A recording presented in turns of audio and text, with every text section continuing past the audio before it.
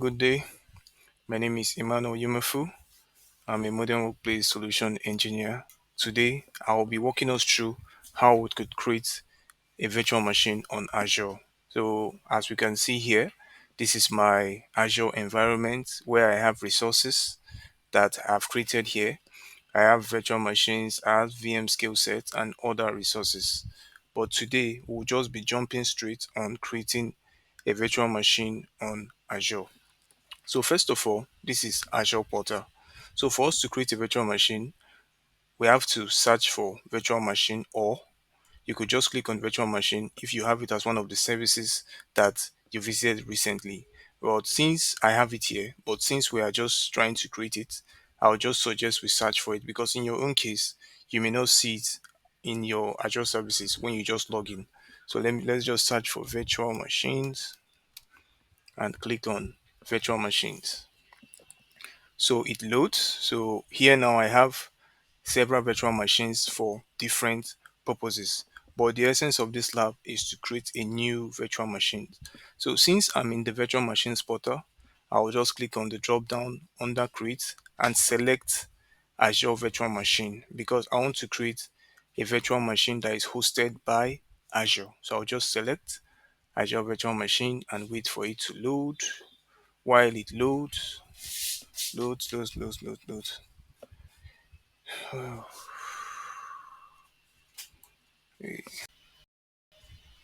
Hello, good day. My name is Emmanuel Yumefu. Welcome to my YouTube channel. Today I'll be talking about Azure Virtual Machines. We are going to be seeing the use cases and we are going to see how we could create Azure Virtual Machines. I'm going to be talking about all the settings involved in creating a virtual machines and how we could connect to our virtual machines and also how we could even create resources in our virtual machine. So let's get started. So this is the Azure portal. Let me just come back to Azure. So this is the home page of Microsoft Azure portal. Here I have Azure services such as virtual machines, resource group, VM skill sets, Microsoft Sentinel, my subscription, and storage account. But today, this class, we're actually creating a virtual machine and we are going to see how we could also manage applications installed on the virtual machine. So logging into the Azure portal, all you just need to do is to search for virtual machine, which we are going to do, and we'll just click on virtual machines. So here I have virtual machines already created, but I want to create a new virtual machine for the purpose of this lab so that we could see how to create a virtual machines and how to configure the settings on a virtual machine. So let's just go. We'll click on create. Under create, we have Azure Virtual Machines, which is create a virtual machine hosted by Azure. We could also create Azure Virtual Machine with preset configuration, and we could also create more VMs and related solutions.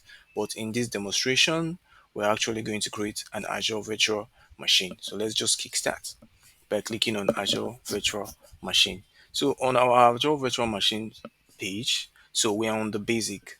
On the basic now, this configuration actually gives you the basic settings of a virtual machine. First thing first, my subscription. To create a virtual machine, you need an active Azure subscription before you could create a virtual machine. Here, I will just select my subscription. Then the next you have is resource group. So what does resource group does? Resource group helps you to group your resources. Instead of you to have your resources in different resource group, if you create a resource group for your resources, it helps you manage your resources better. So for the purpose of this class, I'll just create a new resource group. I'll just name it virtual machine ROG. So I can't give spaces and I can't give, okay, let me remove the spaces, remove all the spaces. Yeah. So once I remove all the spaces, I'm able to create a resource group for the virtual machine I want to create. I'll just click on OK. Then after clicking on OK, I will now give my virtual machine a name. So I can just give the name of my virtual machine IIS VM. Yeah. So I'll just give my machine IIS VM because I want to deploy an application to this VM. So I'll just give it ISVM. Then after that, we'll come to region. So under the instance details, you have virtual machine name and you also have region. So you could select the region that is closest to you. So me, I'm in Nigeria, so I'll just select West Europe. So for availability zone gives you option for redundancy. Let's say for instance, if the primary zone you selected is not available, so you could also have the copies of your application in other zones. So in this case, since it's just a test environment and we just want to create the virtual machine, I'll just click on no infrastructure needed. Then in your own case, you could just select if you want availability zone. Once you select it, it will ask you for self-selected zone, so or Azure selected zone, although it's in preview.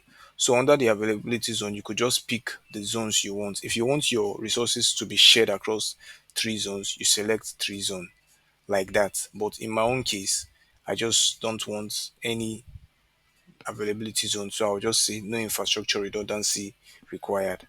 So for security type, still under the instance details, we have several security types such as standard, trusted, launch virtual machines, configured virtual machines. But standard is for basic level security of your virtual machine. So since this is a test environment, so I could just go for standard.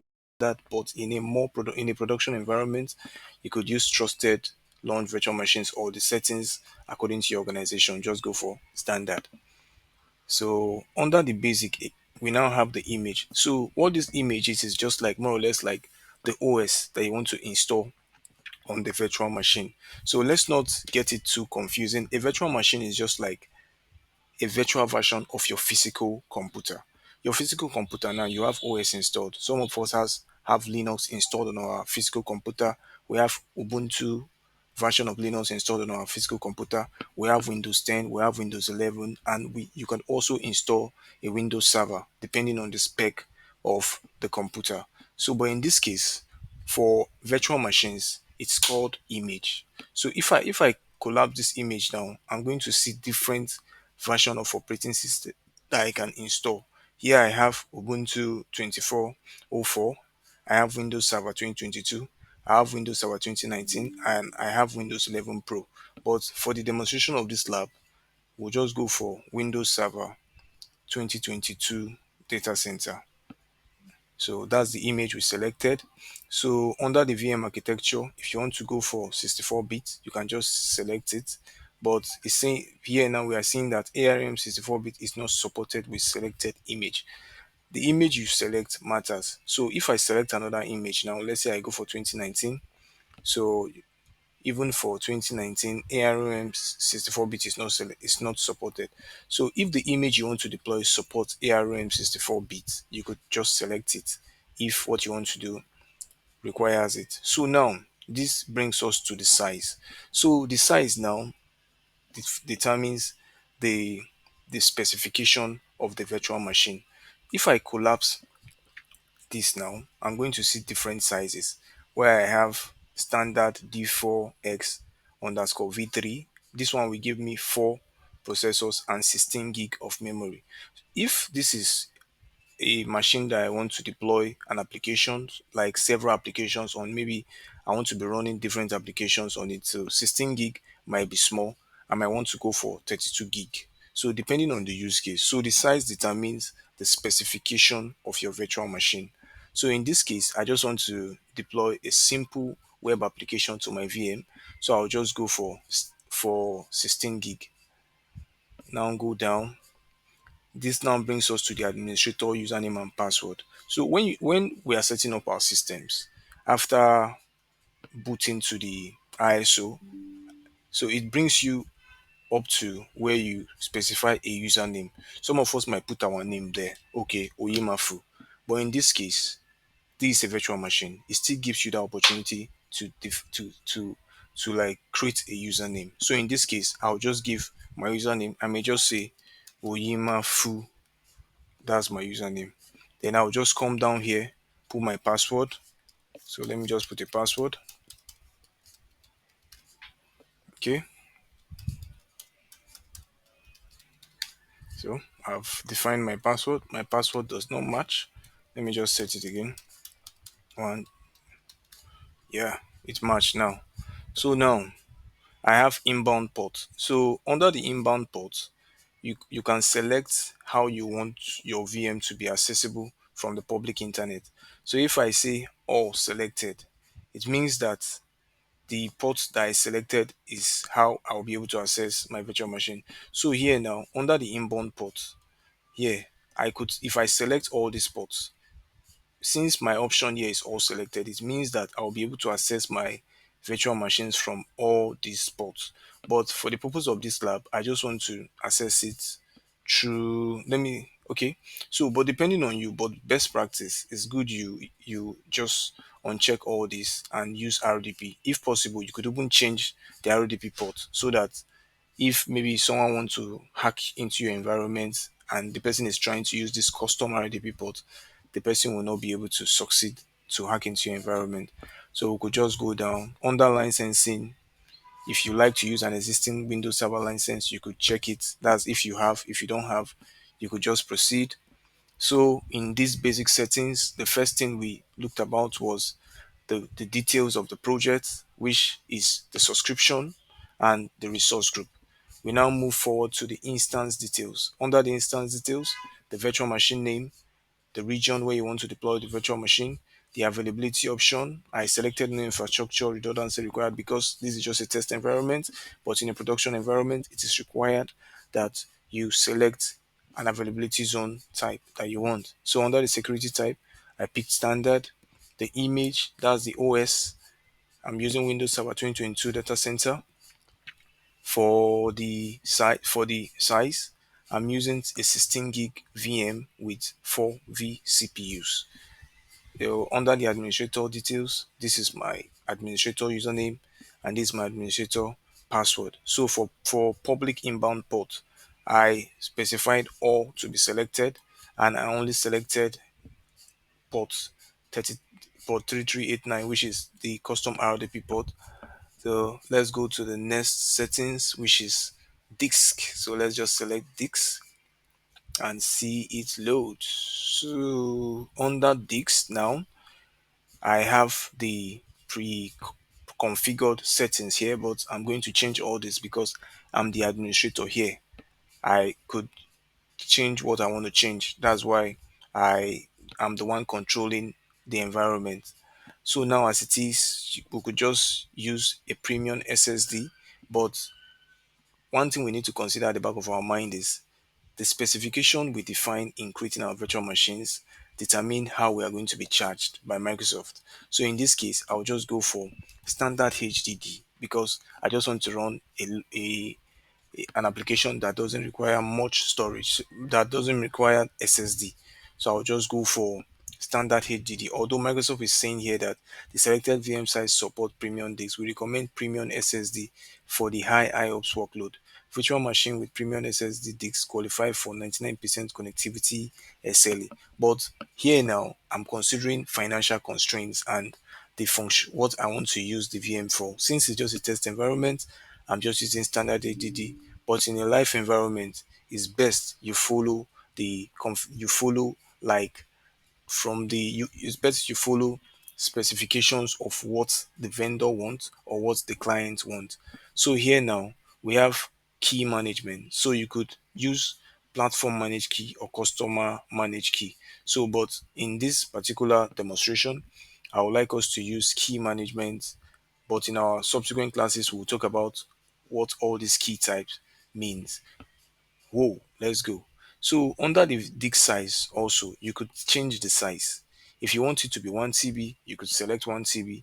If you want it to be 128 gigs, you could select it depending on the size you want. But in this case, I just want to leave it as 127 gig. Now, you could attach a disk if you like. Maybe for instance now, I have a virtual disk that I want to attach to this VM.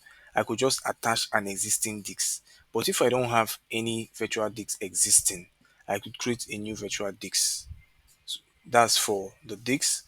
If we now go to networking now, because for this VM to actually work, it actually need network configuration. If I collapse virtual networks now, I could see that I have several virtual network configured in my environment. In creating a virtual machine, it automatically creates a virtual network for you automatically. But if you have an existing virtual network that you want the resources to be created, you could just select any of the virtual network. But in this case, I would just like you to create a new virtual network for me here. So now I'll just leave the default settings because I want it to create a new virtual network for me. So now for the inbound port here, you could also specify some inbound port. So I'll just add HTTP port 80.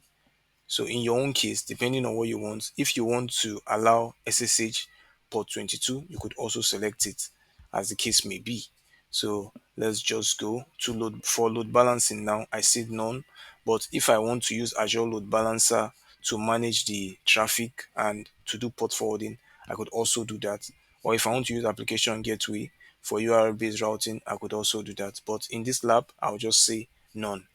So now we'll go to management. So as the name implies, management, this gives you the functionalities to create security management and advanced threat protection across your workload. That's for Microsoft Defender for Cloud. But here now we have identity. So if you want to enable system assign manage identity, you could go ahead, or you want to use Microsoft Entra ID identity, you could just use as the case may be. Here now we have auto shutdown. If, for instance, you're running your VM and you forgot to turn it off, maybe you were busy and you forgot to turn it off. If you don't turn it off, 7 p.m., depending on the time zone you select, the VM is going to turn off. A notification will be sent to you on your email that your VM is running and it's about to be turned off.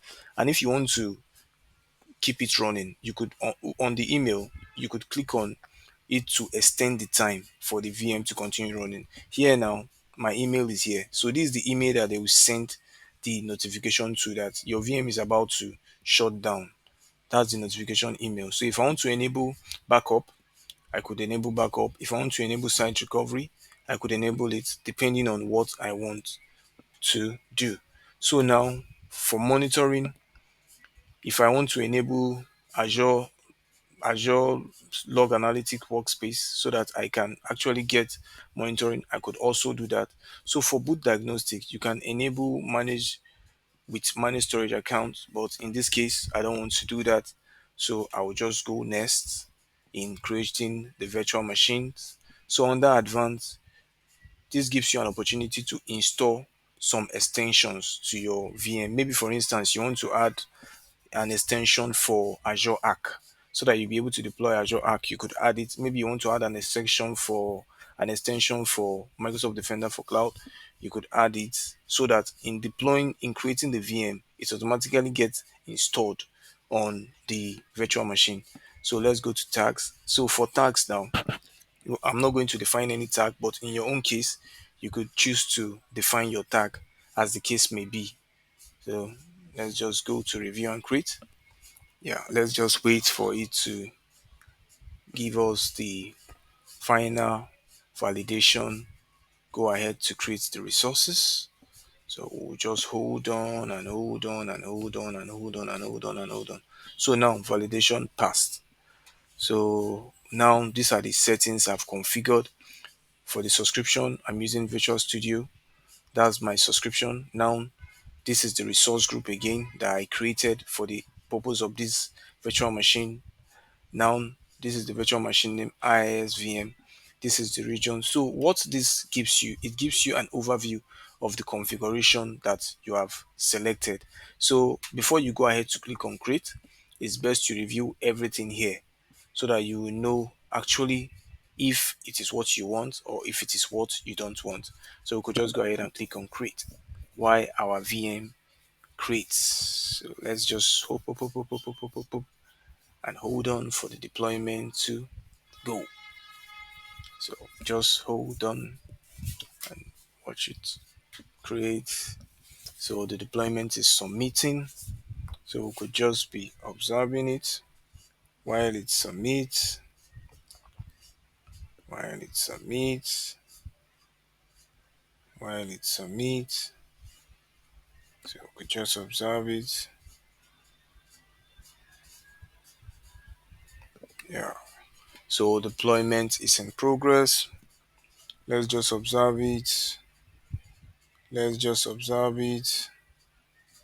Let's just observe it while it runs. Let's just observe it. So it just take a while. So it's just once it creates, we'll launch the VM and we'll install IIS role to the VM so we could access it outside using the public IP to see if we have access to the web portal. So let's just watch it deploy. Oh, it's taking time, but let's just observe it and watch it go. Okay, it's taking time.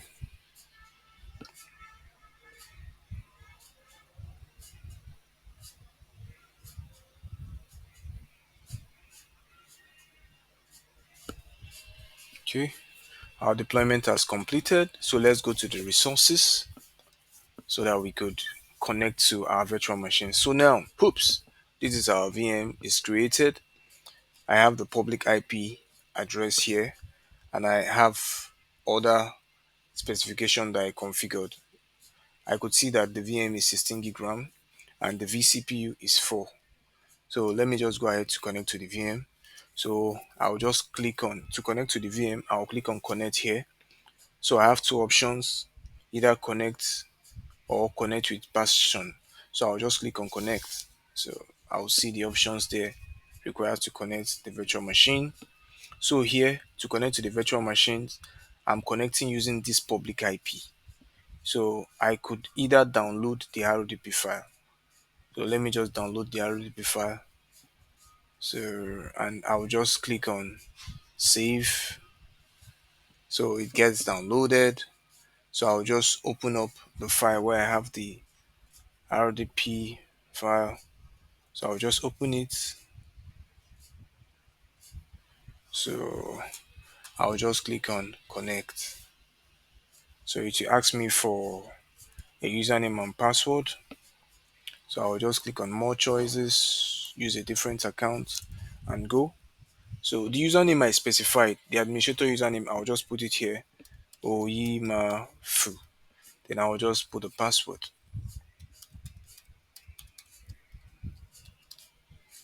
Then okay. Here we go.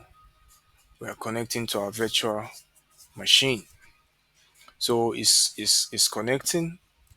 So these are Windows Server 2022 virtual machine that we just created from the Azure portal. So we are going to add a role to this VM whereby we are going to use to manage our where we are going to install a web role. So let's just look at it. Once the VM just launches, we are going to add IIS role so that we'll use it to access our application using the public IP. So let's go. Let's go there. Okay, this is my VM, and let's check the operating system of the VM. Let me go to server manager. Let me wait for server manager to load. Once it loads, we are going to see some specifications of the virtual machine that we just created.